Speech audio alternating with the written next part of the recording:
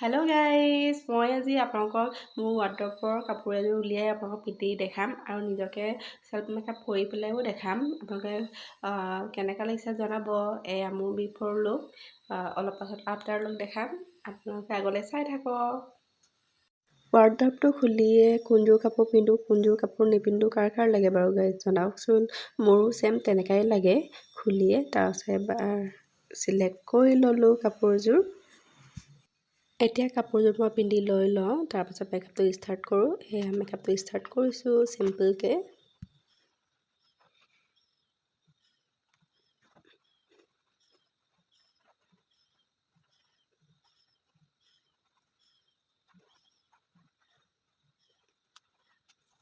মোৰ চকুটো সৰু হোৱাৰ বাবে একদম চিম্পলকৈ নিউড আই মেকআপ কৰিছোঁ। দেখিয়ে নাপায়, তেওঁ অকণমান লগাইছোঁ আৰু কাপোৰযোৰৰ লগত মিলাই। তাৰপাছত নিউড লিপষ্টিক লগাইছোঁ। বেছি ডাৰ্ক কালাৰ লগালে ভাল নালাগিব। মই খাৰু ভাল পাওঁ বাবে এগালমান পিন্ধি লৈছোঁ। তাৰপাছত কাপোৰযোৰৰ লগত মিলাই গ্ৰীণ ৰিং এটা পিন্ধি ল'লোঁ। এয়া মোৰ ফাইনেল লুক।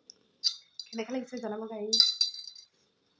ব্লাউজটো মই এনেকৈ কলাৰ থকাকৈ চিলাইছোঁ আৰু ব্লাউজটোৰ এপ্লাই ডিজাইন এটা দিছোঁ। মানে মই চাদৰটো এনেকৈ কাটি পেলাই পিন্ধিছোঁ আৰু মই একদম চিম্পলকৈ মেকআপটো কৰিছোঁ।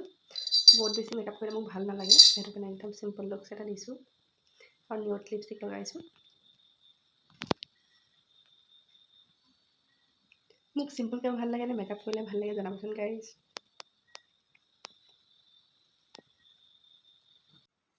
দূৰৰ পৰা অকণমান দেখাই দিছোঁ। এয়া কাপোৰযোৰ পিন্ধাৰ পাছত কোনে বাৰু আইতাখনত এনেকৈ পজ দি থাকে বাৰু। মইতো সদায় দি থাকোঁ। আজিলৈ ইমানেই গাইজ, বাই বাই। পুনৰ নতুন এটা ভিডিঅ' লৈ আহি আছোঁ।